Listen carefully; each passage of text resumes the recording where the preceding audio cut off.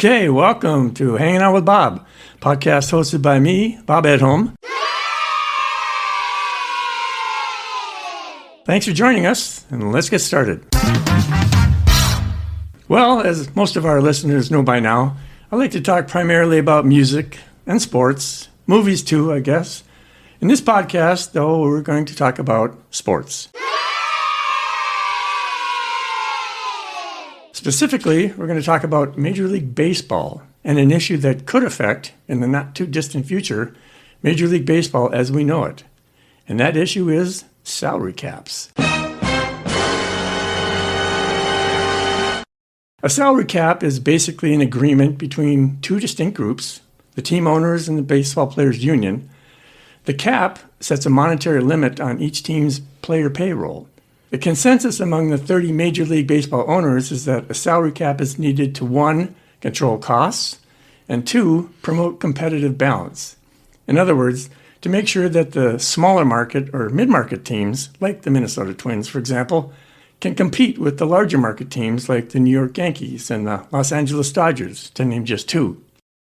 But while the baseball owners are in favor of a salary cap, the Major League Baseball Players Association, the Players Union, has historically, even fiercely, opposed it. The Players Union says that 1, a hard salary cap artificially limits the players' earning potential because it transfers a greater portion of league revenues from player salaries to team owners' profits. And 2, the Major League Baseball Players Association, probably the most powerful union in professional sports, has successfully resisted a cap for decades. So why agree to a cap now, in other words? Joining me for this podcast to talk about proposed salary caps in Major League Baseball are brothers Wayne and Al Damrow. All three of us grew up in Columbia Heights, Minnesota. Both Wayne and Al have appeared together with me on a couple of previous podcasts, and all three of us are also baseball fans. And I think the three of us are still Twins fans. Something that hasn't been so easy to say or to be these days. Wayne and Al, welcome back to Hanging Out with Bob. Great to have you here again. Thank you very much. Thanks, Bob. What Wayne, Al, and I will talk about in this podcast is how salary structures for the players have evolved in Major League Baseball over the years. We'll split this podcast into 4 main parts. Part 1, we'll talk about the reserve clause, a system that used to exist in Major League Baseball, and how the transition was made to the current free agency system. Part 2, we'll explain, as best as we can, what salary caps are, because there are both hard salary caps and soft salary caps. A hard salary cap is the one that's never been implemented in Major League Baseball. Part 3, we'll also talk about possible alternatives to a hard salary cap in Major League Baseball. In other words, if the Players Union refuses to agree to a hard salary cap, what options are available to avoid things like owner lockouts and player strikes? And Part 4, as lifelong fans of baseball, Wayne, Al, and I will share what we think should and or will happen regarding salary caps for Major League Baseball. Okay, Wayne and Al, all three of us have done our homework. We've done some digging with regard to salary caps for Major League Baseball. So let's begin our deep dive. Part 1. The reserve clause. Now, guys, if we're going to talk about salary caps and why Major League Baseball owners insist that a salary cap is needed, we first need to go back about 50 years to the mid-70s to talk about a system in Major League Baseball that had been in force for nearly a century. It was called the reserve clause. So let's start with the wide open discussion. What was the reserve clause? Well, it's something you've got to almost go back to 1900 when the American League was just forming, and you had the National League there, and they had concerns, and the concerns are still valid. Owners said that we needed something like this to keep players' salaries down so that teams could stay competitive. Their fear back then was that teams who had more money would buy the better players and be more able to win. Right. And it's certainly something we're looking at nowadays, and you can certainly see that with the Yankees, the Dodgers, and the Mets. But it goes back that far. Basically, they wanted to control when a salaried player could be moved or where they could play and what they would get paid for doing. Interestingly enough, I saw a report from 1885. That was when the first Players Union was formed. Wow. Oh, in other words, when you were a little kid. Thank you. It is amazing how long that reserve clause was in force, so like almost 100 years. Yeah. But I guess the thing that's most striking about it now, because of free agency, is if you were a player in the major leagues, that team, they owned you. And you know, we'll talk about it a little bit later with Curt Flood, but you know, they sometimes call themselves indentured servants because literally, you either took what they offered you, Or you didn't play. or you didn't play, or you retired or left, or did something else. But that was your only option. Yeah. They controlled you. They owned you. They Yeah. were the ones who could trade you if they wanted. You had no say in it. Yep, the owners had complete control of that. So the players, I mean, that's just the way it was set up. Yeah, when a player like Harmon Killebrew has to go beg for a $5,000 raise. Well, didn't they usually have to have some kind of winter job? Like a lot of them sold cars or the substitute teachers. Bob or, Allison was a salesman for Coca-Cola. Yeah, right.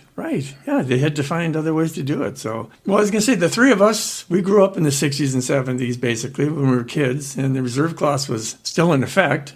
It was certainly in effect in 1961 when the Twins came to Minnesota from Washington, D.C.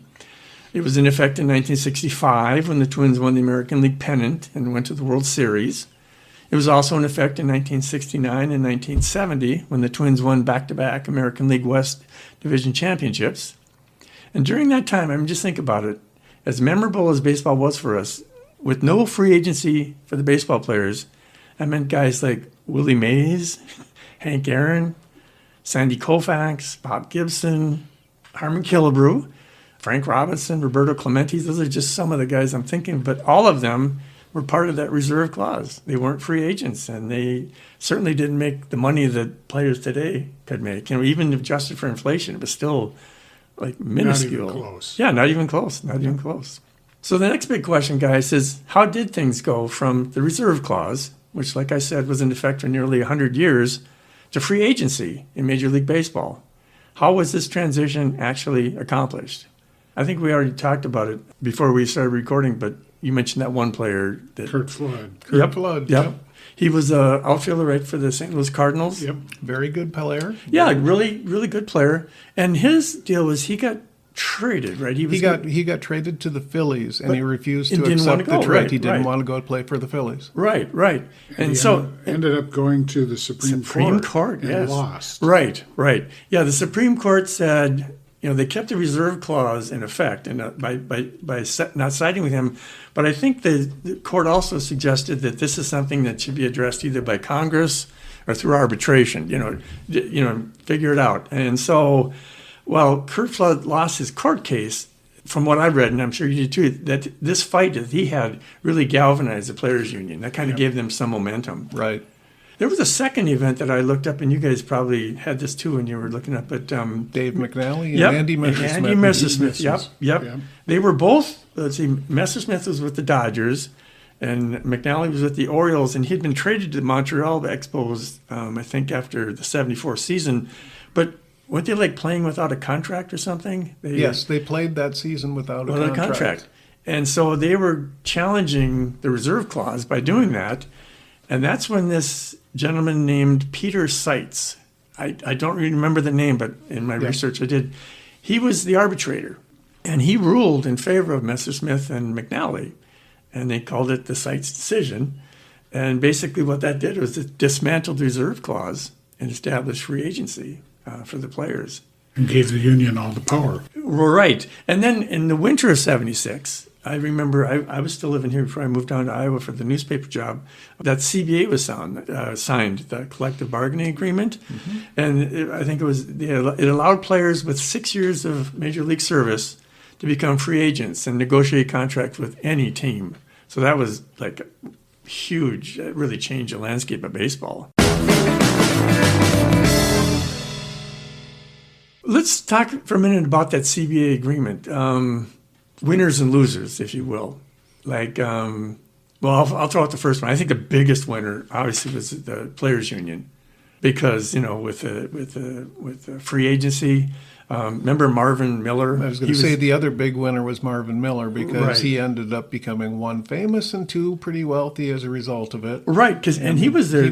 He was a really good negotiator. Yeah, and he was there for a long time too, Yes, right? yes, I he mean, was. 76, but way beyond that. Yeah. So, Years.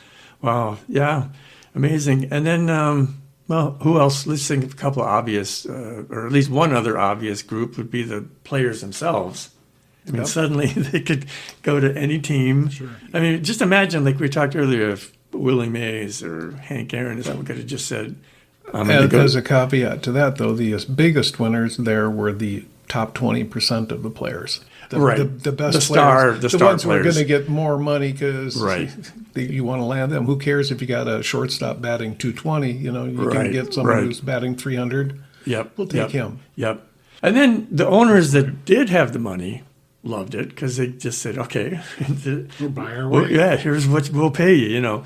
And so while he had that, you also have to think about who were the losers in all this. And I'm thinking, you know, because we're from Minnesota, Cal I would have to Griffith. say Calvin Cal Griffith Griffith. really was a big loser. He was one of the last family-owned teams, right? I mean, Yep. 100% of his income came from the baseball team. He Another- wasn't a shipbuilder like Steinbrenner, and Yep. you know, he wasn't an entertainment lawyer like who was O'Malley for the Dodgers. Yeah. Or whatever. I mean, they had other streams of money to rely on, but Another it was- one that it was unfortunate that it happened, but Charles Finley, the owner of the Athletics, when he saw when they first did their original thing where they had that draft where you could have up to 12 teams bidding for the services of a player, and you could have people bidding. When they did that, Charles Finley was so upset by that he kind of like, we're killing ourselves, we're hurting ourselves, and he lost 8 players from that A's team that had won the championship in Right. '74. Yes. And he ended up by 1980, he sold the Athletics and got out of baseball completely. And Yeah. he'd been involved with baseball forever. Right. And he was just so disgusted by Yeah. the whole thing that he just, I'm done. It was such a change for owners like him. Yeah. That probably said, no, this isn't, Yeah. you know. You could just hear Tom Cruise going, "Show me the money." Right, right. Yeah, it was amazing. So we had Griffith as one of the owners that was really hurt, and they said, Finley, that's another good example. And I was going to talk about the first reentry draft that they had. It was successful for some, and maybe not so much for others, but I don't know, you probably were thinking the same thing. Which player do you think benefited the most, the quickest, I guess, as a result of free agency? I'll give you a hint. He had played for Oakland. Well, and then he Reggie, went to the Yankees. Reggie Jackson got into a bidding contest between Montreal and the Yankees, and Montreal actually they offered him more money, but he decided to go to the New big York. meeting because Reggie liked the attention, Sure. and you're not Oh, going to get the yeah. attention in Montreal playing in front of 5,000 people. Right, And right. the dude could hit. Yep. Yeah. And he won 2 straight World Series. That's as just he it. got there, It right? paid off for the Yankees Yep, yep. because they won 2 World Series and 3 American League pennants Yeah, with him yep. in that period. So, Yep. And then I thought of 2. but he got $3.5 million for that contract. Talk about a steal. Yeah. Wow. Is that what it? $3.5 million for I think it was 4 or 5 year Yeah. contract. Yeah. Well, yeah. The numbers now have just gone up so much. Even the guys that were considered wealthy then, it's like what, you know, compared to today. Choppers. Chump change. Yeah. I can think of a couple cases though where it didn't work out. So remember the California Angels? Bobby Grich. Yeah, Bobby Grich and Don Baylor and Joe Rudy. They were on the cover of not Sports Illustrated, the Sporting News. Sporting News. Because I had a subscription, and they were, you know, together. And I've got a picture of that here. They had like money bags. It says "New Angels locating loot." You know, being rich. But I don't think anything came from them either. Did they win a division? In '79, it took them Oh, 3 years. and Carew was there by then. Yeah, '79, they won the first of like 2 consecutive Western Division Okay, championships. So okay. they did do that, but it Yeah. took their first year after they got those guys, they finished like 6 games below 500. Yeah. They were complete busts, not even a factor. So they didn't have And team chemistry or pitching Speaking or of whatever. the Angels, I didn't have this written down, but didn't Lyman Bostock also go there? But, He left the Bostock Twins in and went to the Angels? Wasn't it 77? Well, it was a year 70, after, I think. yeah. But he played for the Angels, but then he was visiting family in Indiana or Chicago or something, Or and was it unfortunately, Ohio? You know, it was Yeah. one of those. yeah. I mean, but he went to the Angels too. I mean, it Yep. was part of that deal. And he was playing well for them. Oh yeah, he was a great ball player. was. Yeah, Twins are lucky to have him when they did. Another player, and I don't remember him, but I just saw this in my research. You remember a pitcher named Wayne Garland? Yes. He pitched for Baltimore. He won 20 games the one year, Yeah. and then he went to Cleveland. Yep. And he won 13 games, and then he was hurt, his rotator cuff, which I can relate to. Yeah, yeah. And he basically, I think he won like 12 to 15 games the rest of his career. Yeah. So, there was the first big bomb. It was a bust. So. It didn't work. So there's no guarantee when you pay all that money. But winners and losers. Yep. Okay, part 2, salary caps. The reason we're recording this podcast. The current CBA between the team owners and the players' union runs through the 2026 season. The reserve clause era is long gone, and we've been in the free agency era since the mid-'70s. But as a result of free agency, we now have an issue that is getting a great deal of attention, and that is the baseball owners' desire to implement a hard salary cap. So let's define some terms here. There's a hard salary cap, which is what the owners want and the players don't want. And then there's a soft salary cap, which is actually kind of what Major League Baseball has now. I think it's better known as the luxury tax. But we'll get more of that in just a moment. But the soft salary cap is not working out so well, at least according to the owners. So the next big question I guess we want to discuss is, what are the main differences between a hard salary cap and a soft salary cap? I think the first thing I notice is with a hard salary cap, this is in theory, but there is a strict ceiling. Yes. You don't go above it. Whatever it is, like the NFL has one, the NHL has one. You can't go above that. You just can't. You do, you're going to, lose draft choices or there's contract pretty to be voided. substantial penalties Right. if you try to go over it or you do go over it. Right. It's hard. There's no wiggle room. And then, of course, with the soft salary cap, where you have a luxury tax, kind of explain how that works. I mean, if a team spends way more than what the threshold was. Yeah, you can go. They have a dollar amount that is set up. Here's your first tier. Here's a second tier. And the first tier, if you choose to spend over that, you can, and you will pay. Call it a fine, call it a tax, call it whatever, but you're going to pay an additional amount.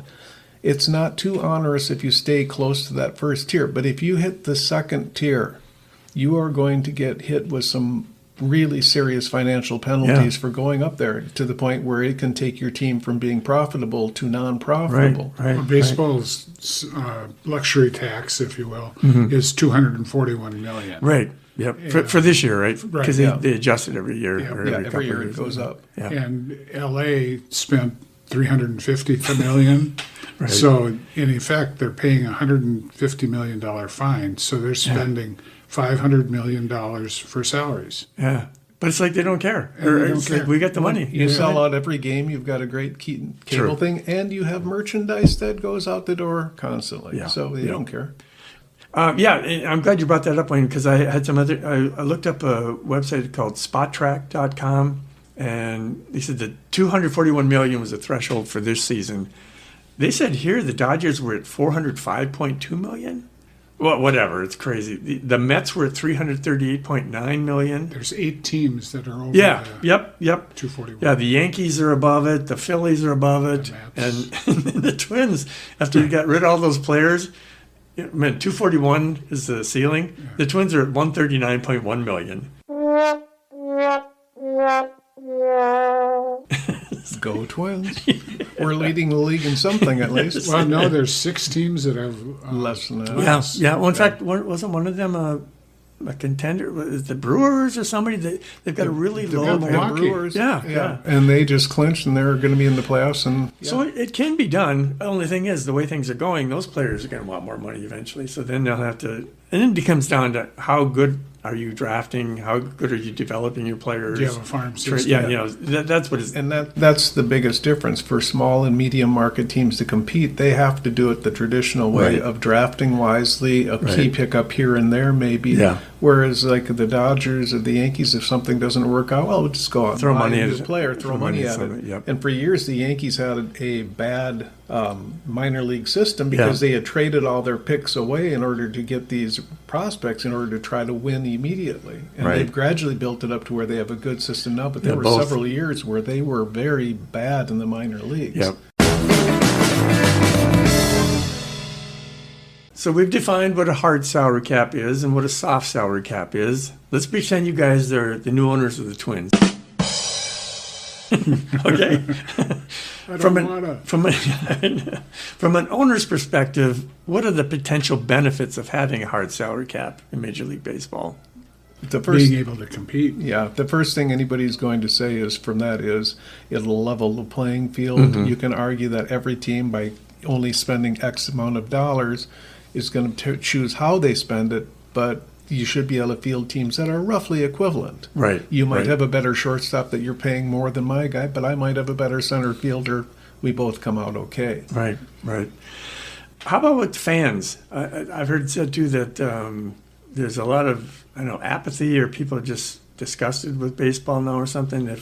If they knew that there was like a salary cap in force and it could be more competitive, that it might increase or bring back some fans. I found a poll that was Yeah. taken recently, and 67% of the people taking the poll were in favor of a salary cap. This was just Two-thirds? average Wow. fans. Yeah. And the other 33% probably didn't care about baseball. Right. Well, they were going to the Loons game that Yeah. night or something. I went to the Nothing bad about the Loons, but just different interests, I guess. I went to the Twins game the other night, and I went with a guy who was a real avid, lifelong fan like us, and we were actually talking about this. And he likes the concept of the hard cap, but doesn't think it'll ever happen in our lifetimes.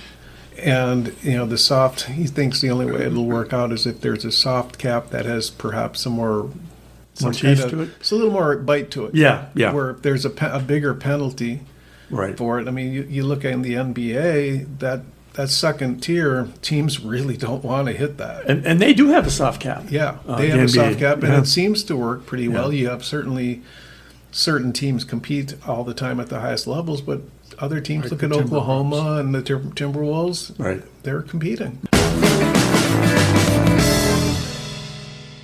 Okay, now you guys take off your owner's caps, and now you guys are both elite Major League ball players. You've been named to a couple, 3 all-star teams. You both accumulated your 6 years of Major League service time, and now you're eligible for free agency. And you just take that talk about a hard cap and you stick it where the I sun was gonna doesn't say, shine. Yeah. If there's a hard salary cap, how might that affect you? Yeah. So, well, you probably won't be making Soto money or Shohei money. Exactly. That's gonna, and then I think teams might be less reluctant to pursue free agents too. I mean, they won't have the money for that, and so there's less incentive, I guess, to even try to move on to somewhere else. It's certainly a threat to their income. Yeah, yeah, but instead of being ultra millionaires, they'll You have to Mega settle for being a lowly millionaire instead of a big millionaire.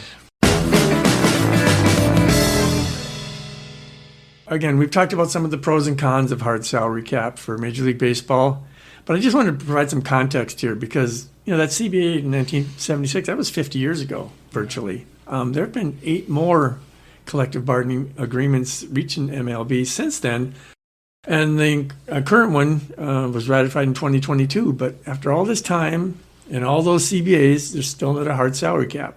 In fact, since that 76 CBA was signed, by my count at least, there have been 2 lockouts and 3 strikes by the players' union. Now, it's over 50 years. I don't know how that compares to other types of union negotiations, but it just seems like a lot. It hasn't always been smooth sailing. Do you guys remember, this is kind of just a trivia question, do you remember when the first lockout occurred, what year? No, I don't. It was in It's like early- 1990. Yeah. It was a year before the Twins won their second World Series. It lasted just 32 days, and the season eventually started with only a 1-week delay, so it wasn't too bad.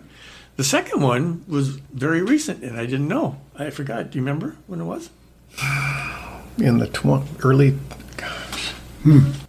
It was 2022. 20, okay, I Yeah. was going to say 21, but that didn't seem quite right. It was 2 years after the COVID season when nobody went to games. But in 2022, and it was a 99-day lockout. The key changes from that agreement, they increased minimum salaries. There was a pre-arbitration bonus pool for top young players. They expanded the postseason to 12 teams. The universal designated hitter went into effect. So both leagues have it then. There's a draft lottery and an international draft.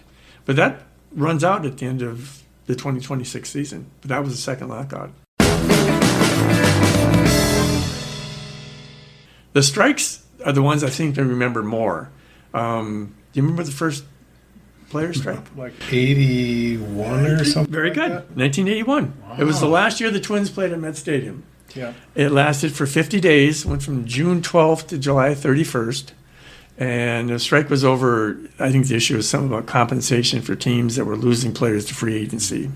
They came to an agreement. Ultimately, the players agreed to restricting free agency to players with 6 or more years of Major League service. But over 700 games were canceled. Players forfeited around $30 million in salaries.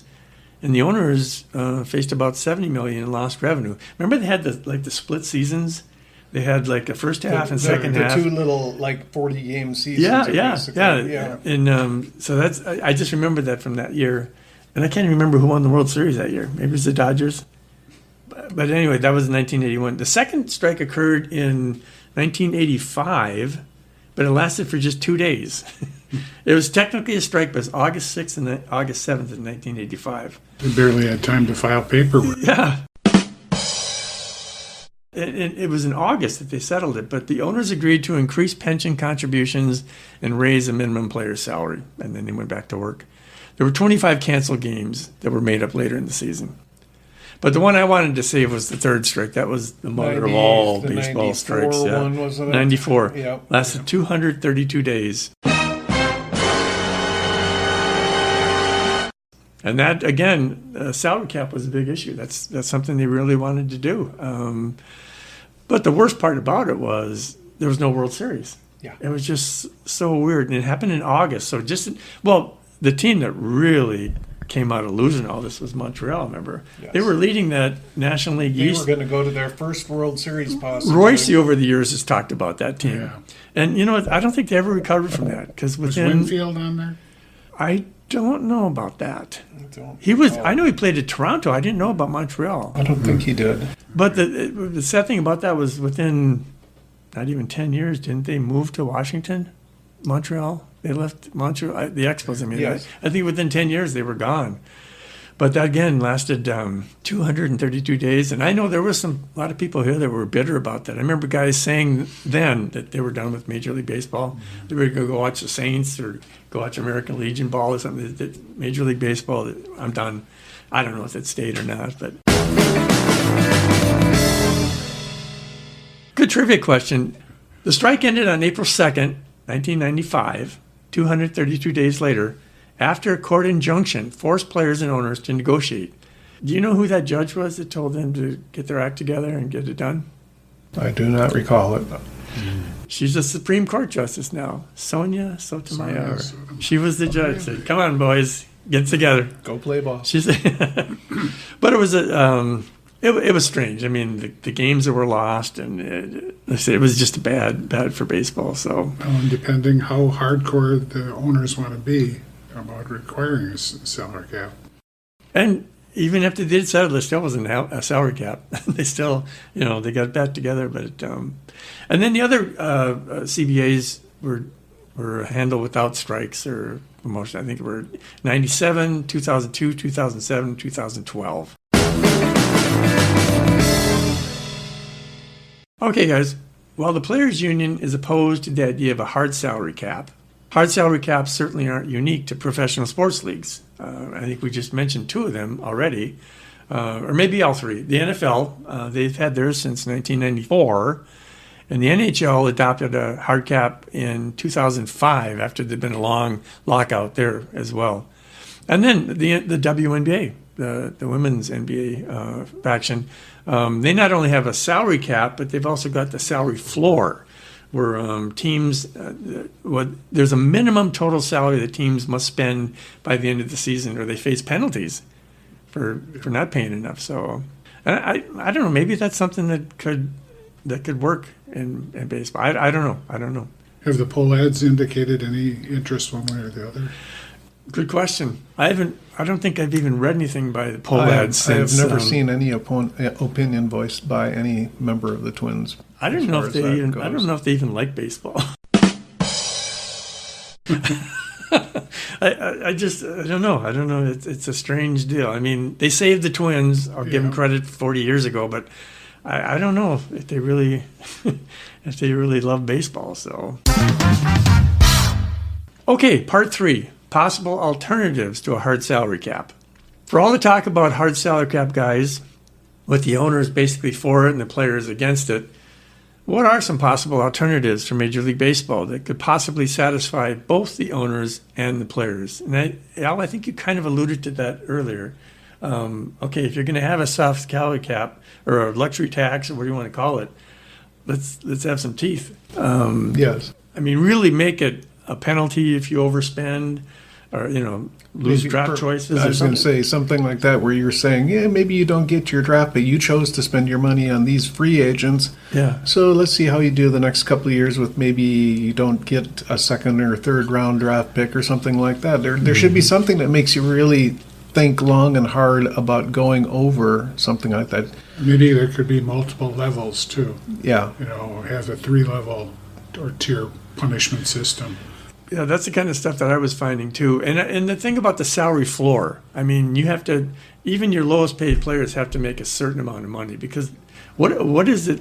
Isn't it what like is it minimum? 550,000 or Something something like that, like yeah. that? So, I mean, I don't think they've got a minimum major league salary now, so I don't think they're going to need to go to a minimum team salary.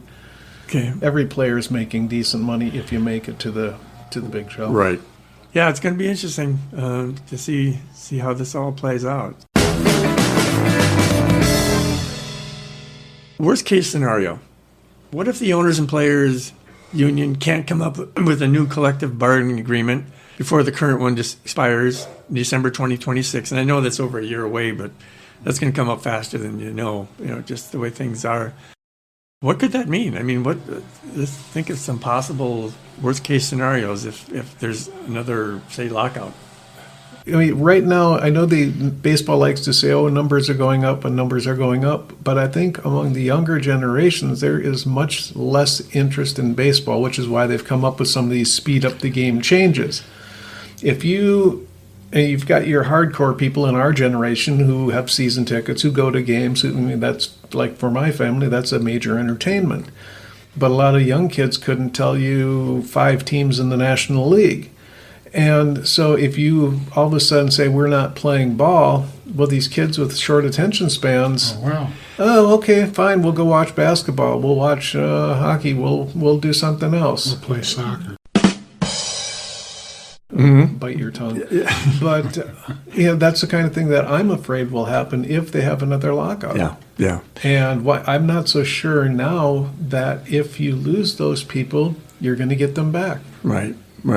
Yeah, how much does baseball depend on boomer age and Gen X age for people to support the teams? The younger, I don't know.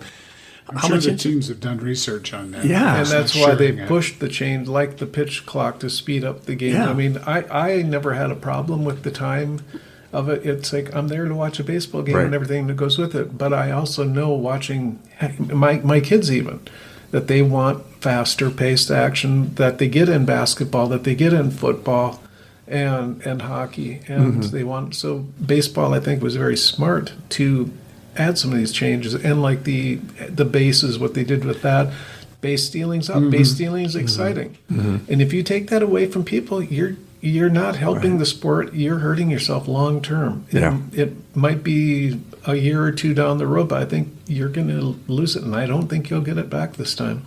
Plus, you'll see fewer kids playing baseball. And we've noticed that.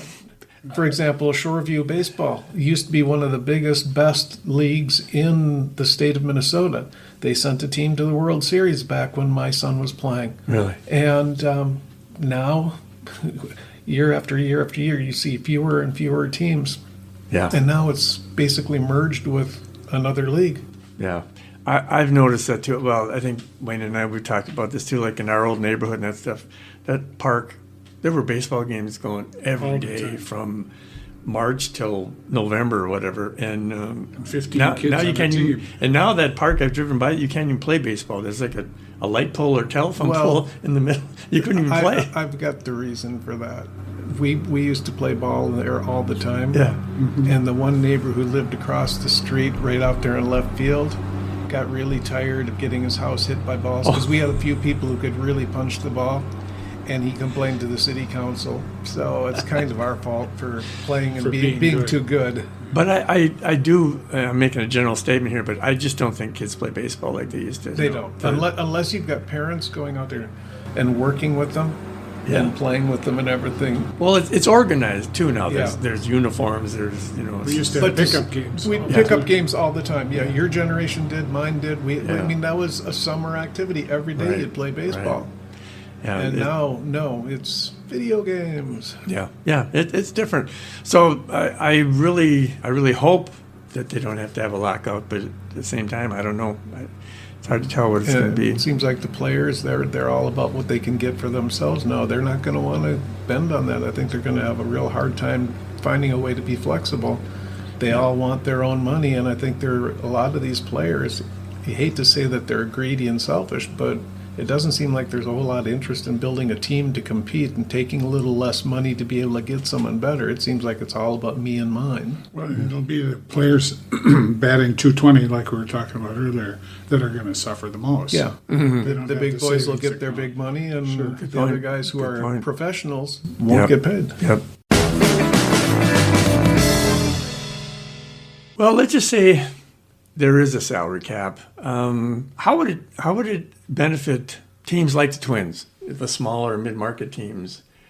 I think you kind of mentioned about competitive balance, or maybe make it more competitive. I'm trying to look for the silver lining in all this. If it does come to that, how will it help the game? How will it make it more popular to fans and that stuff? I think the game would benefit by having a team other than the Yankees or the Dodgers winning it every year. Yeah. If you can throw in a Cincinnati or a Texas or Oakland or someone, and not Oakland after this, but some other Well, like team. Milwaukee. would be Yeah, famous. Milwaukee. Yeah. If you can throw in a team like that, I think that only helps the interest of the fans. If everybody is saying, "Oh, it's the Yankees and the Dodgers again," who cares? Mm-hmm. Yeah, they got great players, but did they build the teams? Did they develop the teams, or did they buy the team like a rich man's toy? Right. And I want to see some teams get there. Like, I was excited when Kansas City made it there a few years back. Yeah. They built that team up. They made one or two key acquisitions. So it's not to say the small teams can't. They're going to have to do a selective free agent pickup here and there. Right. But if they can build up a team, get a couple of pickups, and most importantly, have starting pitching, they can compete. And a matter of luck. But if Yeah. it's a case where the Yankees can come in and you're negotiating with the guy, and then they come in and say, we'll add $20 million to your contract for that period of time. Well, the player, you can't blame him for going. Sure. Yeah. So We'll have to do another podcast in about 2 years. Right. I wanted to get ahead of the game kind of in this because, I know 2026 seems like a long way off, but it's really not. If you look at how many years they've had free agency. So, part 4. What do we think will happen? Guys, we've done a deep dive into how salary structures of Major League Baseball have evolved over the years, from the reserve clause era to the era of free agency. We've talked about salary caps, both hard caps and soft caps. We've talked about possible alternatives to hard salary cap that both the players and owners can agree on. It's funny, baseball, we were talking about, they've made some changes. Like you talked about the pitch clock that's been added, the bigger bases, the use of the DH in both leagues now, and then that automatic extra inning runner at second base when it goes to 10 innings. But I can't help but think, we talked about this at the outset, I can't help but think about the players that grew up during the reserve clause era, what they made then and what they could have made today. This is just my personal opinion. I'm trying to understand why it should be any different for Major League Baseball than it is for, say, the NFL or the NHL or even the women's NBA. But, it's one of those things, it's pretty hard to put toothpaste back in the tube once it's out. And I just wonder how they're going to come to some kind of agreement on that. Maybe it's going to have to be a hybrid, like you said. Maybe it'll just be a soft salary cap, but with more teeth to it, just so it doesn't just keep getting carried away. And every year, who's going to be the first $1 billion player? Soto came close. Yeah, he did. So, two things that I'm hoping for. One, that the lockout, if there is going to be one, won't last long, because I don't want to see games canceled or possibly the entire season. And whatever the solution, I hope the Twins get new owners soon and become competitive again. Maybe a salary cap could do that. I don't know. I just hope that something good can come from all this. I think it's really sad to realize that the Twins' attendance this year was the worst in 25 years, excluding the COVID year because nobody went to games then. Right. But that's pretty sad because I think Target Field is, I haven't been to every ballpark, but it's got to be one of the best in baseball. And to see pictures of, what looks like maybe a couple thousand people in the stands, I mean, that's just sad. I can remember when it first opened, the excitement and that stuff it was sold out. I mean, I remember talking to people that would buy standing room tickets in center field just so they could be there, the experience. And it hasn't been like that for a while. And I don't know how it's going to. I haven't seen anybody in the stands wearing a bag over their head yet. Well, that's good. That's good. Al, I want to thank you. You actually suggested this topic a couple months ago, I think, in a text. And that's why I thought it was something to really cover. One, it made me do a little more research and just try to learn a little bit more about salary caps.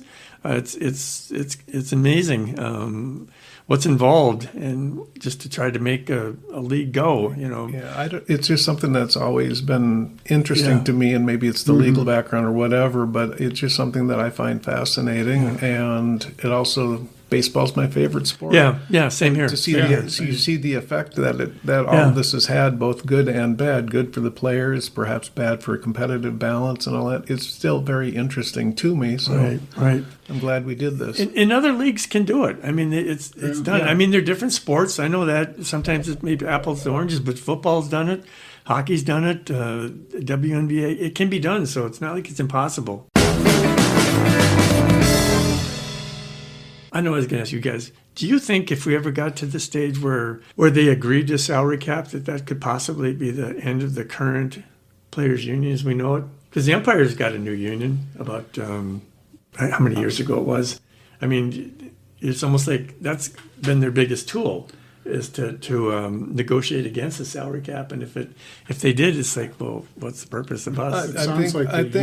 I think personally, if they negotiate a cap, the union can come out of it. If they do the right spin on things, I think they'll come out of it just fine. They've got intelligent people running it. Mm-hmm. And if they can sell this as, hey, this is long-term for the good of the team, you're all going to get X number of dollars. None of you are going to be going on food stamps anytime soon. Right. And you look at the salaries that you're getting, those top salaries aren't going away. But if you look at something where you got a salary cap, I think you can say, we're going to be around in 10, 20 years. Not only will you players who are coming up be able to continue to have a sport to play, but you will also continue, you guys who are currently in the league, you'll continue to draw a nice salary. Yeah. So I think the way they present it to their rank and file, that they can negotiate something like that and have it work out well. Mm-hmm. It sounds like, I was reading several places, the union has been going around and having team meetings with all the different teams. Oh. And the union. Really hardballing the fact that they don't want the cap and sort of laying the groundwork that it can't happen. And if that happens, I think long term that's going to hurt. Yeah. I really think that's the wrong attitude to take towards it, because shutting down baseball, people might just realize one day, you know what? There's other sports, we don't need baseball. Well, it's not cheap to go on it. That's the other thing. I went to a Twins game last year with a buddy. Before I even sat down in my seat, I paid for parking, I bought a ticket, and got something to eat. I think I was out $100 already. Oh, sure. Yep. It's not cheap to go. So, and I don't think a salary cap means the ticket prices are going to be like $5 again. That's not going to happen either. But I guess I would want a reason to want to go. I mean, I think people will pay if it's worth going to see. People spend hundreds of dollars for concert tickets. Yeah, we're fair weather fans. Yeah. If we're winning. Yeah. If we're competitive. Right. So if you're looking in July, Twins are out of it already. They're 20 games behind whatever team, and it's like we got no shot. Why bother going? Mm-hmm. But if you feel like, with the cap, we've been able to put a team together that's competitive, right, I'll still go. Yeah.